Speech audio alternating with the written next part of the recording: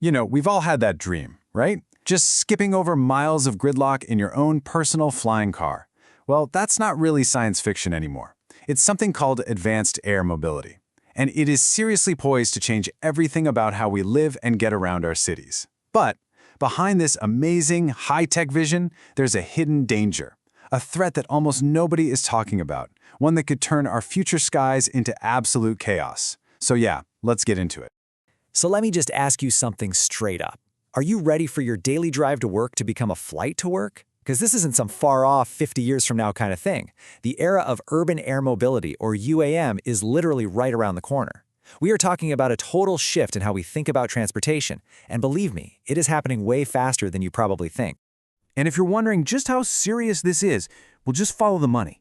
The market for the flight control systems alone, we're talking just the brains inside these new aircraft, is expected to hit an absolutely staggering $33.2 billion by 2025. That is not chump change. This isn't just some experiment. This is a massive global industry being born right in front of us. And that kind of cash means this tech isn't just coming, it's coming fast. And all that money, it isn't just for building flying toys for the super rich. No, it's about creating a whole new way of moving things and people. Think about it. On-demand air taxis that can get you across a sprawling city in, 10, 15 minutes? Drones that handle that last-mile delivery, dropping a package right on your doorstep.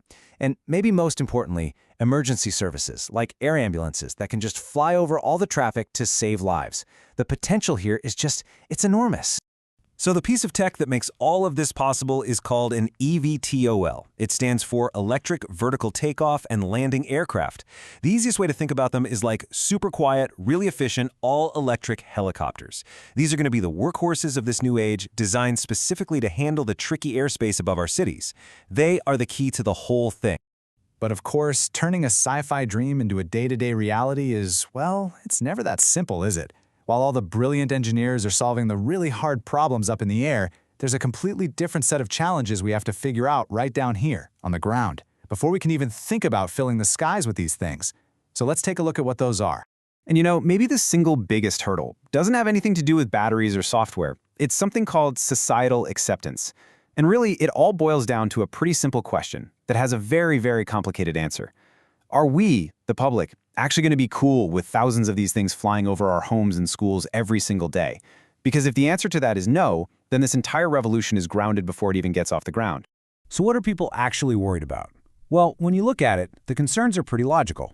What about the environment? I mean, what's the noise going to be like? What does a sky literally filled with aircraft look like? And the big one, how can we be 100% sure they're safe and secure? And then there's the social question. Who actually gets to use these? Is this just going to be a new private jet for the wealthy? Or is it going to be something that's actually accessible and affordable for everybody? These are tough, important questions that absolutely have to have answers. And look, solving these problems isn't something one city or even one country can figure out on its own. It's just too big. As the International Civil Aviation Organization, that's the ICAO, puts it, making this work requires high levels of global cooperation. We are talking about a coordinated effort on a planetary scale, basically writing a whole new rulebook for a whole new kind of flight. And that is a monumental task. I mean, think about it. Organizations like the ICAO have to build this incredibly complex web of rules to manage literally everything. We're talking about standardizing flight paths, setting noise limits, creating security protocols, and making sure that an eVTOL flying over Tokyo is operating under the exact same safety standards as one flying over New York. It's a huge, huge undertaking. Okay, so let's imagine we do it. Let's say we get the public on board and we get all the global rules in place. That brings us to the next massive challenge. How in the world do you actually manage a sky that's packed with thousands of autonomous, self-flying aircraft all at once? The old way of doing things, well, it just won't work. Not even close. For decades, we've relied on human air traffic controllers in towers and pilots physically looking out the cockpit window. But that system just can't scale to a sky this crowded.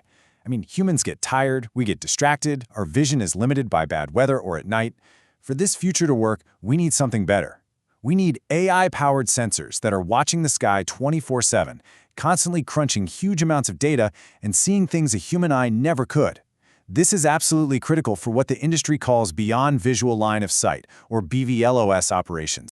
The technological solution to this is a pretty amazing piece of kit called a detect and avoid system, or DAA.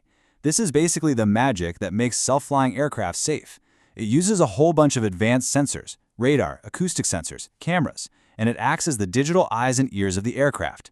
It can spot a potential collision with another aircraft, or a flock of birds, or even a new construction crane, and then it can autonomously navigate around it. This is the kind of tech that builds trust. So, we have the answer, right? The AI on board can fly the aircraft safely. But that brings up an even deeper question. If the AI is flying the aircraft, who or what is telling that AI where to go in the first place? And this, my friends, is where our story takes a very, very sharp turn. Because up until now, we've been focused on all the obvious stuff, the noise, the safety, the regulations. But the biggest threat to this entire revolution might not be something we can see or hear at all. It might be hidden deep inside the very digital network that we're building to keep us safe. So I want you to really think about this for a second. What if the digital commands coming from air traffic control, the very instructions telling thousands of autonomous eVTOLs where to fly, what altitude to be at, which flight path to take, what if that entire command and control system could be hacked? And look, this is not just some sci-fi movie plot. Researchers have found specific and, frankly, terrifying vulnerabilities. Just look at this. Attackers could use AI to perfectly clone an air traffic controller's voice and issue totally fake commands. Or they could go a step further and coordinate that fake voice with fake digital data, making the commands seem completely legitimate. Or they could just do something as simple as jamming the frequency with noise, creating chaos as critical instructions just disappear. Let me just walk you through how terrifyingly simple this could be. Okay, step 1. An attacker just records publicly available air traffic control communications. Step 2. They feed those recordings into a neural network in AI that learns to perfectly mimic a specific controller's voice print. Step 3. The AI then generates a brand new, completely fake command like descend to 500 feet in that controller's perfect, trusted voice. And step 4, they broadcast that fake command to an autonomous aircraft which, having no reason to doubt it, follows the instruction and could be directed straight into a building or another aircraft. And that's the twist. For decades, the world of aviation safety has been all about preventing engine failures or finding software bugs. But in this new age of advanced air mobility, the greatest danger isn't an accident. It's a deliberate, malicious, and flawlessly convincing digital deception. It's an attack on the very trust that this entire system has to be built on.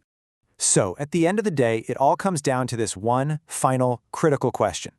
The dream of flying taxis, of cities without traffic jams, it's amazing, it's compelling.